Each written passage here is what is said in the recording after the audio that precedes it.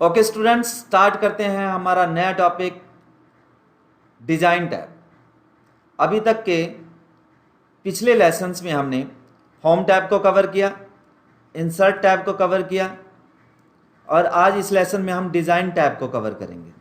Design tab mostly designing से related होता है कि आप जो भी डॉक्यूमेंट्स माइक्रोसॉफ्ट वर्ड के अंदर क्रिएट कर रहे हैं उस डॉक्यूमेंट के अंदर आप किस तरह की थीम का इस्तेमाल करना चाहते हैं और उसी से रिलेटेड आपके सभी टेक्स्ट, सभी ऑब्जेक्ट्स और सभी तरह के पैराग्राफ्स उस थीम के कलर के अकॉर्डिंग, इफेक्ट के अकॉर्डिंग ऑटोमेटिकली क्रिएट हो जाएं।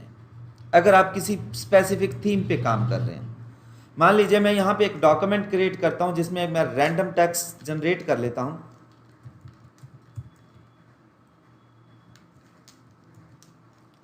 मेरे पास ये रैंडम टेक्स्ट है। इस रैंडम टेक्स्ट में मैंने जनरेट किया इसको। यहाँ पे कुछ मैं टाइटल क्रिएट कर लेता हूँ। हेयर ये मेरा टाइटल होगा। यहाँ से डायरेक्ट मैं टाइटल पे क्लिक करता हूँ तो मेरा टाइटल बन जाता है। टाइटल 1 पे क्लिक, हेडिंग 1 पे क्लिक करता हूँ तो हेडिंग बन जाता है। तो या आप इसको होम पे जाके भी क्रिएट कर सकते हैं, like this is the title, this is the heading, heading 1। ठीक है, तो अभी मैं हेडिंग 1 क्रिएट कर लेता हूँ। हेडिंग 1 भी 3-4 जगह पे क्रिएट कर लेता हूँ ताकि आपको समझ आए कि थीम कैसे वर्क करती है। Heading 1 and here heading 1।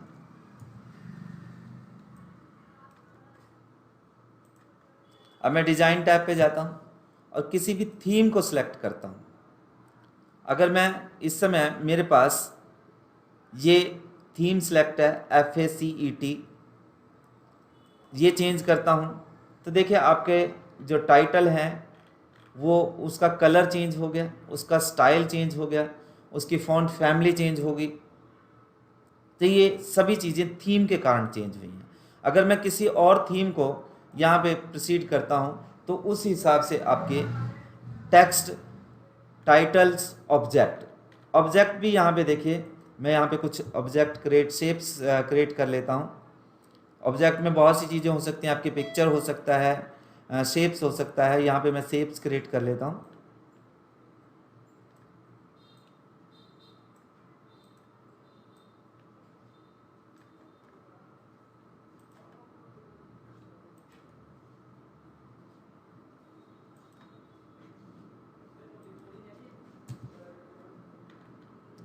जैसे इस डिज़ाइन पे जाता हूँ, डिज़ाइन पे जाने के बाद अगर मैं अब थीम को चेंज करता हूँ तो ऑटोमेटिकली देखिए सभी चीज़ों का कलर चेंज हो रहा है।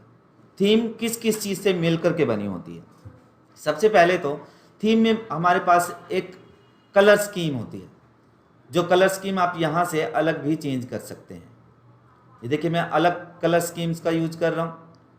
फिर होता है हमारे पास किस तरह का फॉन्ट फैमिली हम यूज करना चाहते हैं। मान लीजिए मैं एरियल यूज करना चाहता हूँ तो सारा एरियल आ जाएगा।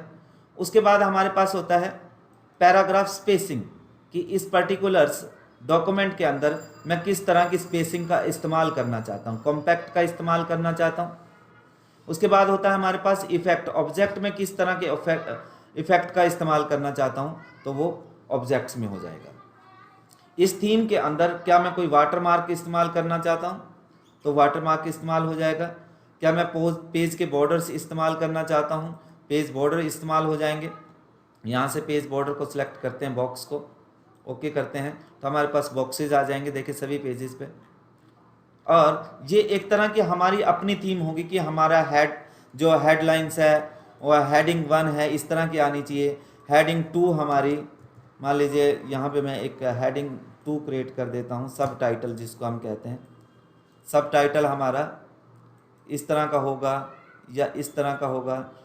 इसमें से जिस भी तरह के आप टाइटल्स को क्रिएट करना चाहते हैं तो उस तरह के heading 1, this the heading 1, this is the heading 1, ये भी हेडिंग 1 है। हमारी हेडिंग 1 के ही टाइटल्स हैं सारे। तो जिस भी तरह का टाइटल को आप क्रिएट करना चाहते हैं यहाँ से टाइटल क्रिएट हो जाएगा। ओके,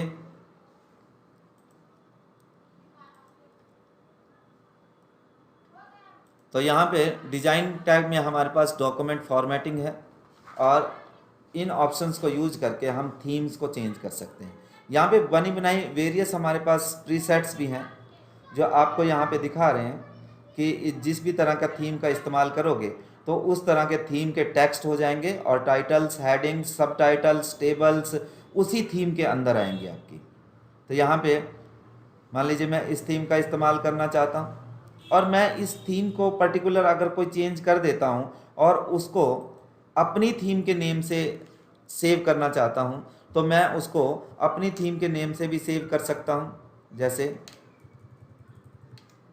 माई थीम .thmx इसकी एक्सटेंशन होनी चाहिए। सेव किया मैंने तो ये मेरी थीम के अनुसार चेंज हो गया। ये मेरी थीम है, माई थीम। अभी मैंने यहाँ पे इस्तेमाल किया, चेंज हो गया। अगर मैं फिर से इस थीम में आता हूँ तो पर्टिकुलर वही स्टाइल मेरे पास आ जाएगा। कलर्स का आपको पता लग गया, फॉन्ट का, paragraph shading, effect, set as default कि जब भी आप कोई डॉक्यूमेंट स्टार्ट करें अगर आप इस थीम को ही डिफ़ॉल्ट सेट कर देते हैं तो वही थीम हो जाएगी। वाटरमार्क, पेज कलर भी आप यहाँ से दे सकते हैं कि किस तरह का पेज कलर आपको इस थीम में चाहिए। मान लो इस तरह का चाहिए तो सभी पेजेस आपके इस कलर के हो जाएंगे। पेज बॉर्डर का भी बताया हमने, वाटरमार्क का भी बताया। पेज बॉर्डर में थोड़ी सी चीज़ें और देखते हैं। पेज बॉर्डर्स में हमारे पास यहाँ पे सेटिंग है।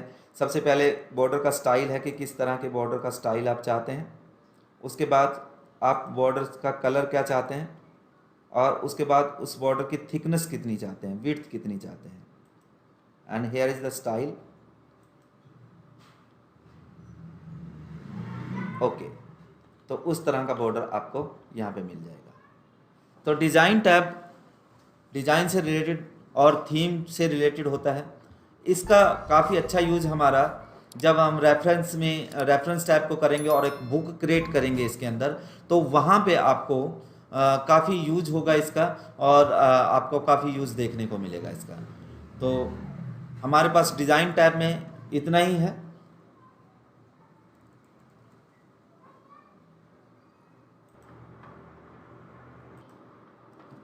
ओके स्टूडेंट्स, स्टार्ट करते हैं हमारा नया टॉपिक एक नई टैब के साथ।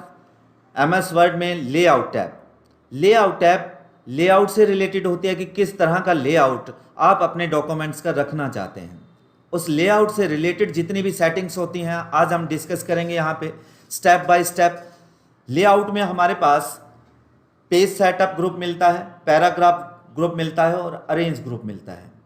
इसमें से अरेंज ग्रुप को आप पहले से फॉर्मेट टैब में भी कवर कर चुके हैं। इसमें भी हम इससे रिलेटेड सेटिंग्स देखेंगे। सबसे पहले पेज सेटअप, जो अभी आप जिस पेज पे काम कर रहे हैं उस पेज के सेटअप के लिए सबसे पहले है हमारे पास मार्जिन। मार्जिन क्या होता है कि हमारे पास यहाँ पे स्केल देख रहे हैं, जो रूलर देख रहे हैं, इसके अंदर ये मार्जिन है हमारे पास। This is the margin, this is the left margin, this is the right margin, this is the top margin and this is the bottom margin. और इन मार्जिन को छोड़ करके जो एरिया आपको मिलता है वो आपके लिए वर्किंग एरिया होता है। अगर आप यहाँ पे इस समय कर्सर देख रहे हैं तो वो कर्सर हमारे मार्जिन से स्टार्ट हो रहा है, ना कि यहाँ से स्टार्ट हो रहा है। अगर आपका मार्जिन यहाँ से स्टार्ट होता है तो ये कर्सर भी यहीं से स्टार्ट होगा। अगर इसमें कोई भी टेक्स्ट आप इंसर्ट करते हैं तो ये टेक्स्ट आपको इस मार्जिन के अंदर अंदर ही मिलेगा।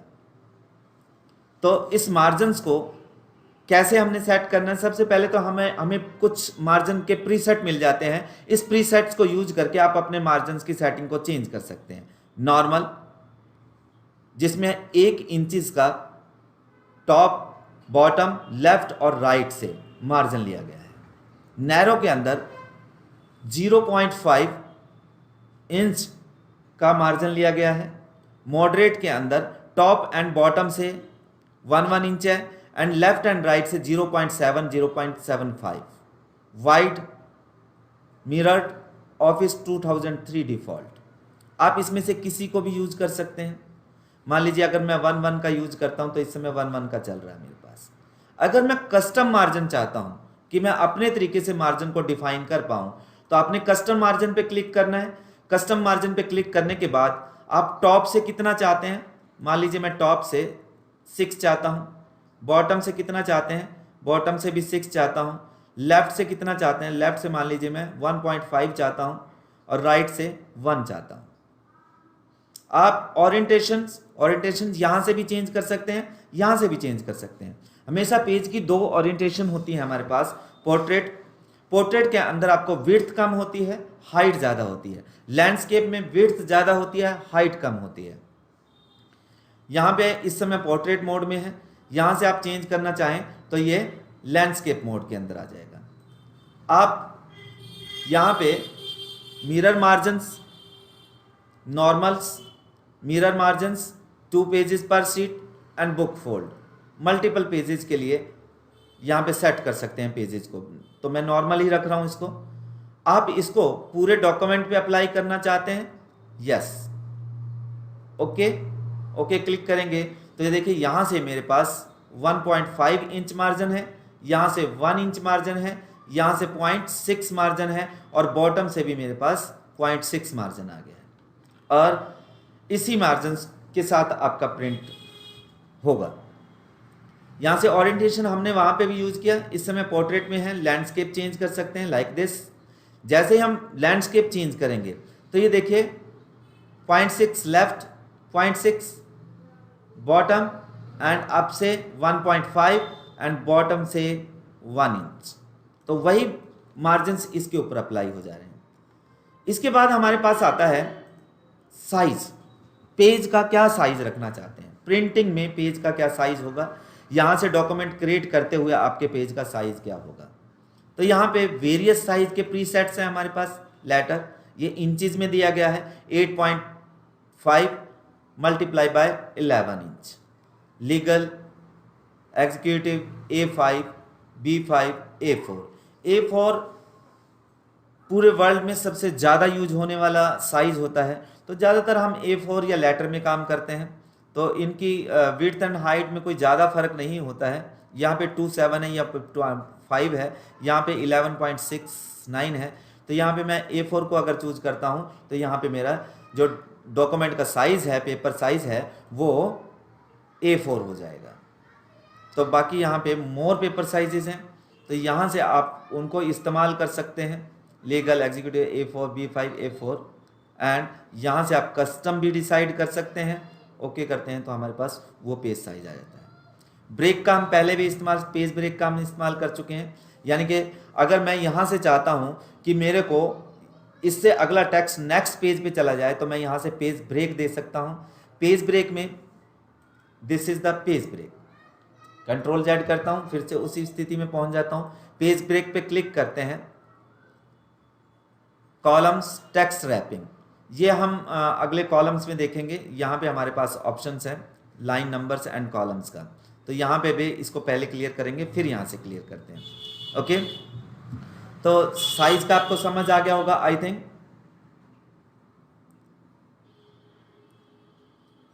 यस, साइज का आपको समझ आ गया आई थिंक। तो हम नेक्स्ट ऑप्शन है हमारा कॉलम्स। कॉलम्स में आप 1 कॉलम्स के अंदर इस समय मेरा डॉक्यूमेंट चल रहा है, आप चाहते हैं कि ये 2 कॉलम्स में हो जाए। तो यहाँ पे देखिए आपका टेक्स्ट 2 कॉलम में हो गया है। यहाँ पे मेरे पास टेक्स्ट थोड़ा कम है तो मैं और टेक्स्ट इंसर्ट कर लेता हूँ, जिससे आपको समझ आए कि 2 कॉलम में कैसे टेक्स्ट आएगा। देखिए यहाँ पे अब ये 2 कॉलम में आपका टेक्स्ट आ चुका है। यहाँ पे मैं 3 कॉलम में चाहता हूँ, तो हियर द 3 कॉलम्स। यहाँ पे और टेक्स्ट इंसर्ट कर लेता हूँ, यहाँ पे 3 कॉलम्स में आ गया है। तो अभी अगर आप 3 कॉलम्स में अपने डॉक्यूमेंट्स को लिखना चाहते हैं तो यहाँ पे 3 कॉलम्स के अंदर राइट कर सकते हैं। इसके बाद हमारे पास आता है लेफ्ट। ये देखिए लेफ्ट का कॉलम छोटा है और राइट का कॉलम बड़ा है। यहाँ से भी आप इसको सेट कर सकते हैं और बाकी इसका कस्टम सेटिंग्स भी होगी मोर कॉलम्स में। राइट में राइट का कॉलम स्मॉल है और लेफ्ट का कॉलम बड़ा है। मोर कॉलम पे क्लिक करते हैं तो यहाँ पे ये सभी कॉलम्स आपको यहाँ पे भी मिल जाएंगे। नंबर ऑफ कॉलम्स यहाँ पे भी डिसाइड कर सकते हैं कि आपको 4 कॉलम में चाहिए। जैसे ही मैंने 4 कॉलम किया तो सबसे पहले तो उसने 3 कॉलम बना दिए, उसके बाद आप ये 4 कॉलम बना दिए, सॉरी, यहाँ पे 4 कॉलम आ गए। उसके बाद इस कॉलम की विड्थ कितनी होगी, और स्पेसिंग, सभी कॉलम्स के बीच में स्पेसिंग कितनी होगी, तो वो बता दिया। यहाँ पे आप इसको कम या ज़्यादा भी कर सकते हैं। इक्वल कॉलम विड्थ होनी चाहिए, ओके जी, यहाँ पे टिक कर देंगे। सारे डॉक्यूमेंट पे अप्लाई होना चाहिए, ओके। तो अभी आप देखेंगे ये 4 कॉलम में आपका डॉक्यूमेंट डिज़ाइन हो गया है। तो आई थिंक आपका कॉलम समझ आ गया होगा। अभी मैं इसको 1 कॉलम में ही कर लेता हूँ ताकि बाकी चीज़ें आपको समझ आ सकें। इसके बाद हमारे पास आता है पेज ब्रेक।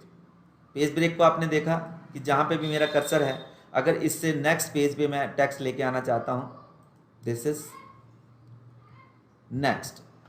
अगर मेरा 2 कॉलम में टेक्स्ट जा रहा है, 2 कॉलम है, और आप यहाँ से चाहते हैं कि नेक्स्ट कॉलम में शिफ्ट हो जाए, तो यहाँ से आप नेक्स्ट कॉलम में शिफ्ट कर सकते हैं उसको। उसके बाद टेक्स्ट रैपिंग, कि अपने आप टेक्स्ट को अरेंज कर ले। वो टेक्स्ट रैपिंग, वो अपने आप टेक्स्ट को अरेंज करता चला जाए। अगर मान लीजिए मैं यहाँ पे टेक्स्ट लिखता हूँ तो वो टेक्स्ट को अपने आप अरेंज करेगा। रैप हो रहा टेक्स्ट हमारा, कॉलम का डिज़ाइन वही बना हुआ है। इस तरह से आप पेज ब्रेक का इस्तेमाल करते हैं। नेक्स्ट पेज पे चला जाए, यहाँ से जितना भी कंटेंट है वो नेक्स्ट पेज पे शिफ्ट हो जाए, तो नेक्स्ट पेज पे शिफ्ट हो जाएगा। यहाँ से कॉन्टिन्यूसली टेक्स्ट चलता रहे, तो ऑलरेडी कॉन्टिन्यूसली चल रहा हमारा टेक्स्ट, कोई दिक्कत नहीं है। उसके बाद हमारे पास ऑप्शन आता है इवन एंड ऑड पेजेस पे चला जाए। इवन एंड ऑड पेजेस को, जैसे यहाँ से पे मेरा कर्सर है और मैं करता हूँ इवन पेजेस पे चला जाए, तो जितना जितना भी टेक्स्ट होगा वो इवन पेजेस पे चला जाएगा, लाइक दिस। ऑड पेजेस पे चला जाए, पहले मैं नॉर्मल स्थिति में लेके आते हैं हम अपने टेक्स्ट को। 1 column, even and odd pages. Odd pages 1 3 पे, ठीक। तो उस तरह से हमारे पेजेस पे टेक्स्ट रहेगा। ब्रेक यानी कि हम कह सकते हैं, ठीक है। यहाँ से आप लाइन नंबर कॉन्टिन्यूसली चाहते हैं, तो यहाँ से आपको कॉन्टिन्यूसली लाइन नंबर मिल जाएगा, 1 2 3 4 5 6। इस पेज पे भी चाहते हैं कॉन्टिन्यूसली लाइन नंबर मिल जाएगा आपको। यहाँ से रीस्टार्ट ईच पेज, हर पेज से नए नंबर से स्टार्ट होना चाहिए या नहीं होना चाहिए, ओके। अगर ये चेक है ऑप्शन आपका तो नहीं होगा, और अनचेक है तो होगा। नेक्स्ट हमारे पास ऑप्शन होता है रीस्टार्ट ईच सेक्शन। तो देखिए, फिर सेक्शन तो हमने अभी बनाया ही नहीं है, तो अगर हम अलग से सेक्शन क्रिएट करेंगे तो वो उस हिसाब से आपको क्रिएट हो जाएगा। लाइन नंबर ऑप्शंस पे क्लिक करते हैं। Section part, new pages, even pages पे, ऑड पेजेस पे, किस पेजेस पे आप चाहते हैं, और फ्रॉम एच, यानी कि जो आपका मार्जिन है उससे कितनी दूर आपका ये नंबर आए, नथिंग मोर। इसके बाद हमारे पास नेक्स्ट ग्रुप है, इसमें पैराग्राफ ग्रुप। पैराग्राफ ग्रुप को आप पहले भी इस्तेमाल कर चुके हैं, इसमें जो ऑप्शंस हैं। तो अभी मैं रीस्टार्ट इस सेक्शंस एंड नन कर देता हूँ, ठीक है। और हमारा इस पे भी नन कर देता हूँ, नन। और जो हमारा टेक्स्ट है वापस हम अपने पेज पे ले चलते हैं।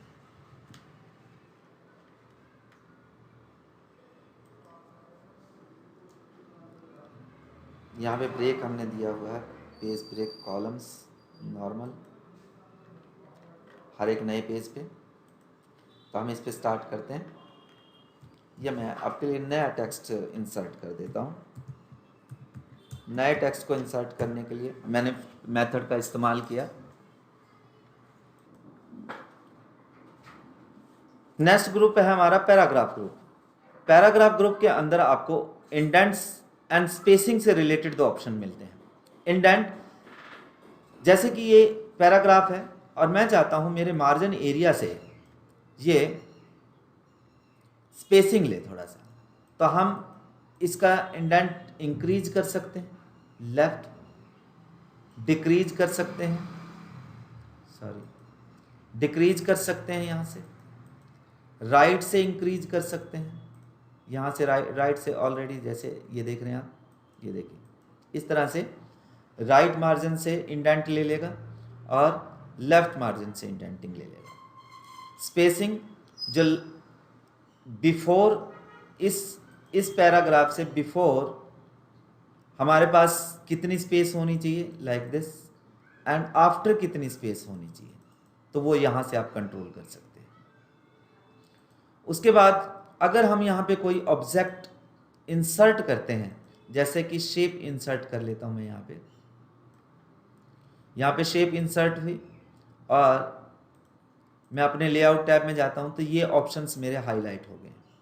ये सभी वो ऑप्शन है जो हमने फॉर्मेट टैब में, पिक्चर फॉर्मेट टैब में भी किए, हमने शेप्स फॉर्मेट टैब में भी किए सेम, कि आप इस शेप की पोजीशन क्या चाहते हैं वो पोजीशन डिसाइड कर सकते हैं। आप टॉप में चाहते हैं, आप इसकी टेक्स्ट रैपिंग कैसे चाहते हैं, लाइंस में चाहते हैं, स्क्वायर में चाहते हैं, जैसे भी आप अगर ये मल्टीपल ऑब्जेक्ट्स हैं आप, तो आप उनकी पोजीशनिंग सेट कर सकते हैं कि ब्रिंग फॉरवर्ड, ब्रिंग फ्रंट, इस तरीके से सैंड बैकवर्ड, सैंड बैक।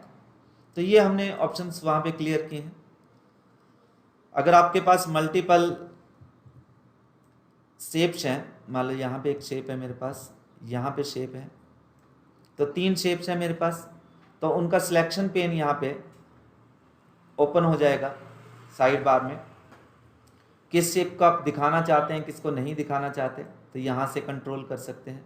किसी शेप को आप सिलेक्ट करना चाहते हैं तो यहाँ से कर सकते हैं। शो ऑल करना चाहते हैं या हाइड ऑल करना चाहते हैं, यहाँ से आप इनको कंट्रोल कर सकते हैं। अलाइन का ऑप्शन भी हम पहले डिस्कस कर चुके हैं।